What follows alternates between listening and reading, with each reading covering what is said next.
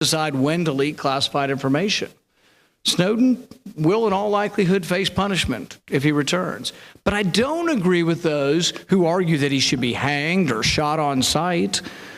Snowden's leak should not be seen, they say, it shouldn't be seen as civil disobedience because he didn't stick around for punishment. Now, one can argue degrees of bravery or whether you would stick around or not. Thoreau faced a day in jail, and he was considered to be a civil disobedient. Martin Luther King faced 33 days in jail. He was a civil disobedient. But Snowden faces either death or life in prison. I don't believe yet to commit civil disobedience that it requires martyrdom. History will decide, is he a hero, who is hero, and who is villain. Clapper lied in the name of security. Snowden told the truth in the name of privacy. The debate over the leaker, though, shouldn't be caught up just in personalities. It shouldn't make us lose track of the real issue. How does the Fourth Amendment apply in the digital age? To me, this is a profound constitutional question. Can a single warrant be applied to millions of Americans' phone records, emails, credit card statements? When you sign a privacy agreement with your phone company or with your internet provider, don't you retain a privacy interest in those records? The Fourth Amendment is very clear. Warrants must be issued by a judge.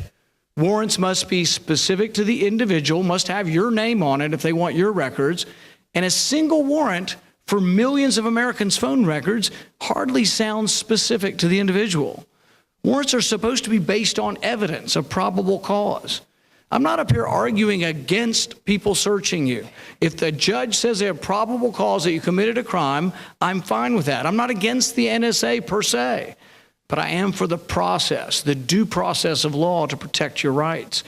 Generalized warrants that don't name an individual and seek to get millions of records, it goes against the very fabric of the Fourth Amendment. Some say that James Otis, his protest against generalized warrants at the time of our revolution, was really the spark that got things going.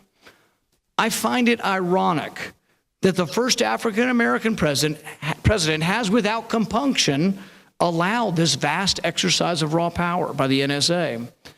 Certainly, J. Edgar Hoover's illegal spying on Martin Luther King and others in the civil rights movement should give us all pause. Now, if President Obama were here, he would say he's not J. Edgar Hoover, which is certainly true, but power must be restrained because no one knows who will next hold that power. As Madison put it, if government were always comprised of angels, we wouldn't need restraint. But as we all know, government is often not comprised of angels. The president claims, well, the NSA program, it's been approved by 15 judges. Well, yeah, right, 15 judges, most of them ruling in secret, where nobody had a lawyer on both sides of the equation. The FISA court is a court where the defendant gets no attorney. The debate is shrouded in secrecy. In the FISA court, the NSA can say whatever they want, and they are not cross-examined. A secret court is not a real court. We must take a stand and demand an end to secret courts.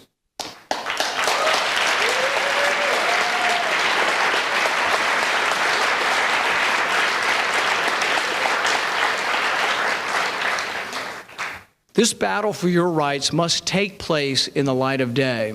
As we speak, my attorneys are battling for a hearing in open court in Washington, D.C. We have a lawsuit to try to prevent this from happening and to get a decision from the Supreme Court.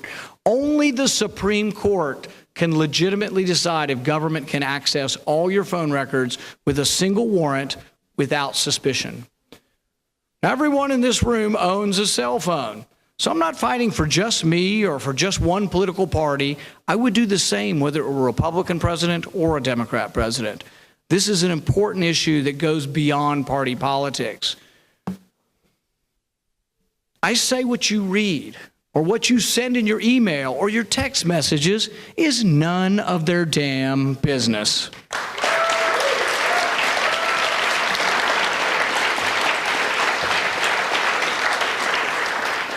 Now, they say they're not listening to your phone calls. Maybe they are, maybe they're not. But last week, we found out that the CIA illegally searched Senate computers. Dianne Feinstein, she's in charge of the committee. She gave a big speech on the Senate floor saying they're illegally taking our work product, they're looking at our computers, and they have now taken stuff off the computers that we thought could have been information for the American people.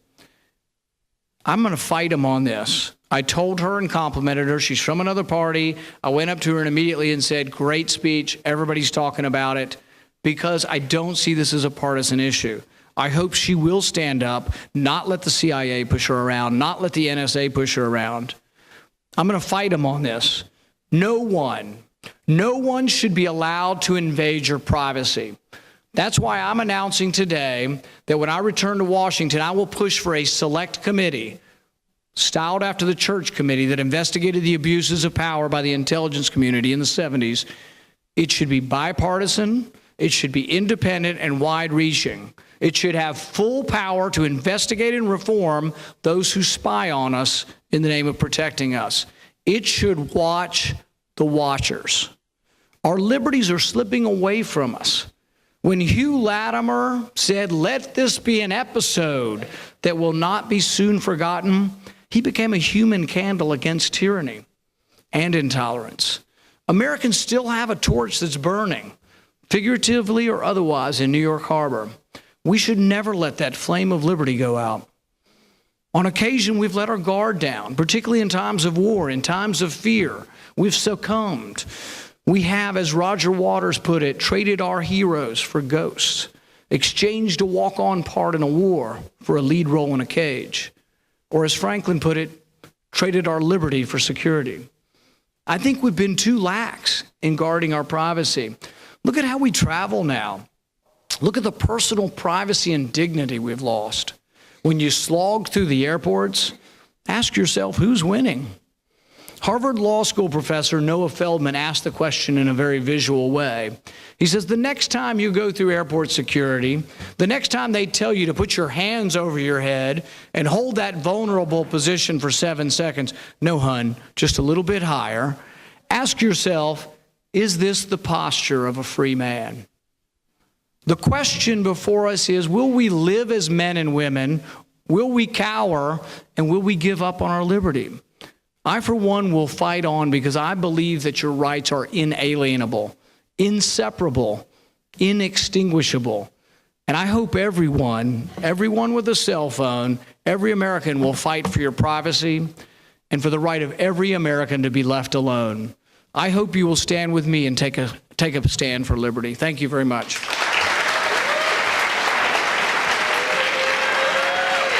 Thank you. Thank you.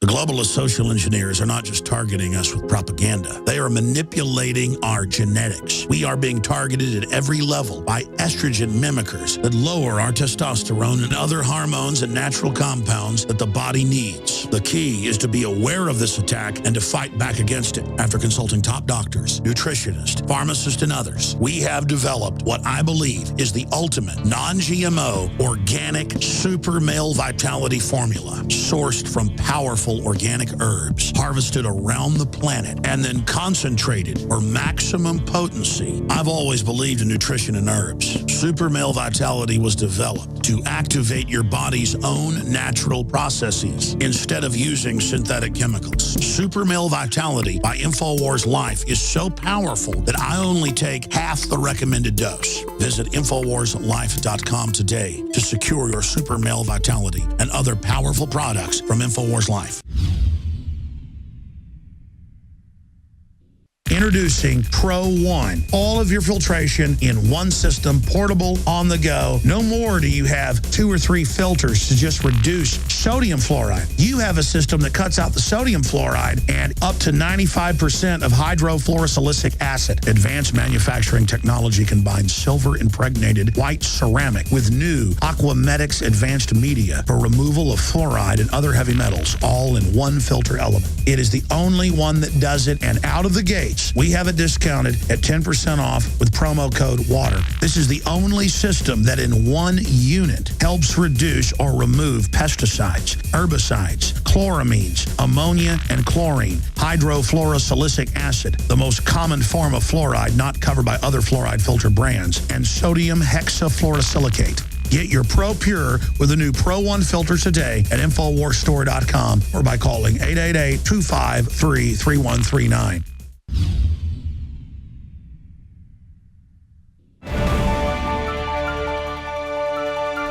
Conservative activist Larry Klayman and the ACLU have also filed similar lawsuits against the NSA, and both resulted in either failure or a stayed ruling.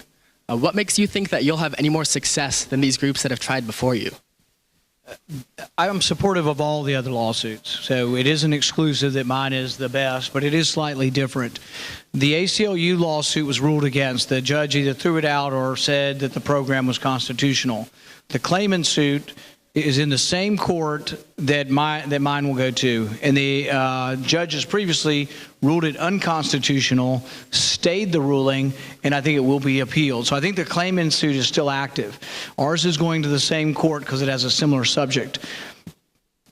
Our case is slightly different, and we think for some legal reasons that it may have a chance of going all the way to the Supreme Court. To me, it's not so much that my case has to go, but I think a case needs to go to the Supreme Court because currently many people believe that the Fourth Amendment doesn't apply at all. They think that the reason why you can give a single warrant to Verizon is that you don't own those records. I think they're jointly held. I think if you sign a privacy agreement, Verizon agrees not to tell your neighbor who you're calling. So they kind of acknowledge that. I think it's acknowledging that you still have an interest in those records. But to me, the most important thing is, and there's at least, we think, 4 or 5 Supreme Court justices that have indicated that in this digital age, think about it, it's a lot different than 1975. That's when the last case, Smith versus Maryland, was held on records. And it's also different. That was about one suspect's phone tap. We're now talking about 300 million Americans' phones. So I think it's a big deal, and it is different than what we've ever had before. So I'm hoping that we will get all the way to the Supreme Court. So earlier you condemned Director of National Intelligence, James Clapper, for allegedly lying in front of Congress. You said he's very explicitly broken the law. Does that mean that you think he should be sent to prison? I think he should be. Well, you don't get sent to prison until you're found guilty, so we should have a trial. He deserves a trial. But the interesting thing is I'm not an outlier on this in the sense that I think 7 members of the Intelligence Committee or Judiciary Committee in the House have signed a letter saying the same thing. And I think it hurts us because we do have to rely on some things being secret. And it's an extraordinary power. It's in a power to capture people, incarcerate people. It's even a power to kill people. So that power needs to be overseen, and they have to be honest with us. If the people in charge of the Intelligence Committee are not being honest to Congress, and they're actually spying on Congress, I have grave doubts about everything they're telling me. So yeah, I think it is important. And one of the reasons I bring it up is that many of these people, they want to throw the book at Snowden. And I have mixed feelings what should happen, because I think you can't release secrets all the time. I mean, that would lead to chaos. But at the same time, I think he also wanted to reveal something he thought was unconstitutional. But for all the people that want to throw the book and the letter of the law at Snowden, I like the contrast. They don't want to do a thing. They're not a peep out of them for Clapper. So you're not really being consistent if you want to throw the book at Snowden, but you don't want to do a thing to Clapper. They both broke the law, technically, and then you have to decide what justice is. But yeah, I think Clapper should be tried for perjury.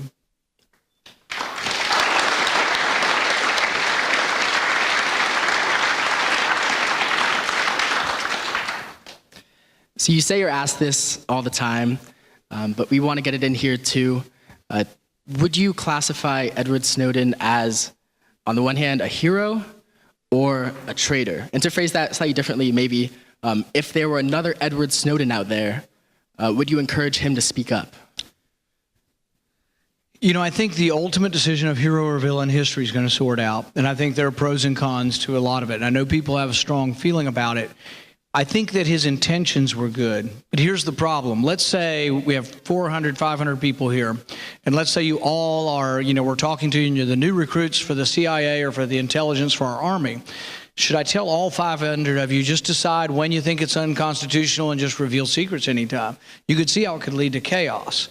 But at the same time, I'm very upset about what our intelligence community is doing, and we might not have ever known about it had Snowden not leaked it. Some say Snowden